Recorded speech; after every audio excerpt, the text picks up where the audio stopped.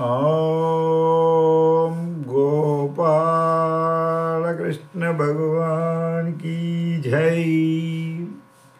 ओम श्री कृष्ण परब्रह्मणे नमः।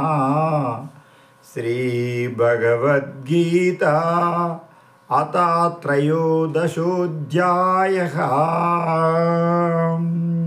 श्री भगवानुवाच इदं शरीरं कौन्तेय क्षेत्रमित्यभिधीयते। एतद्यो वेत्ति तं प्राहुः।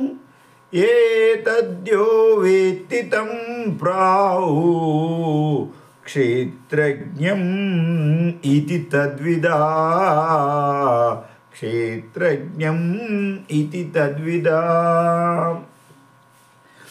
ఇక్కడ ఏమంటారంటే కింది శ్లోకంలో మొదటి శ్లోకంలో 6 ప్రశ్నలు అడిగిండు. 6 ప్రశ్నలకు ఇక్కడ జవాబులు చెప్తుండు కృష్ణుడు. అయితే ఇక్కడ విషయం ఏంటంటే క్షేత్రమైంది, క్షేత్రజ్ఞుడు ఎవరు, ఇది తెలుసుకున్న వాడిని జ్ఞానుడు అని ఎవరంటారు, ఋషులు అంటారు అని దీనిలో చెప్తుండు. అయితే దీంట్లో క్షేత్రమేంది, క్షేత్రజ్ఞుడు ఎవరు, ఈ 2 విషయాలు ఇక్కడ చెప్తుండు.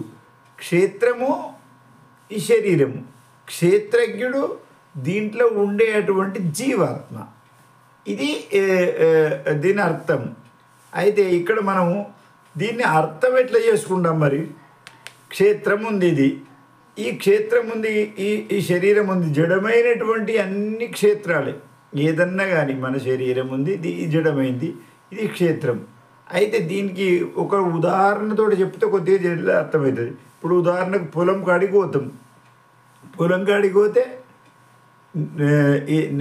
నేను శంకరయ్యనంట, కానీ నేను పొలాన్ని అన్న, ఇది నా పొలము, ఇది నా శరీరము, ఈ నా అన్నవాడేవాడు ఆడు క్షేత్రజ్ఞుడు.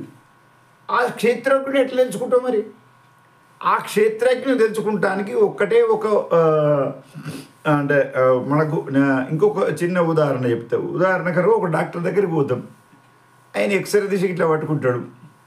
ఇప్పుడు మనకి ఇట్లా ఫోటోలు తీస్తే మనం ఏర్పాటు చేస్తాము, ఎక్స్రేని మనం ఏర్పాటు చేస్తామా? అందు గురించి దాన్ని ఏర్పాటు చేయలేము.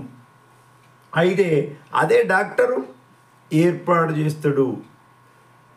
ఎట్లా అందులో ఎక్కడ బొక్కిరిగింది, ఎక్కడ ఇతనికి టీబీ వచ్చింది, ఎక్కడ బ్లడ్ లైన్ క్లాట్ వచ్చింది, ఇవన్నీ ఆయన ఏర్పాటు చేస్తాడు.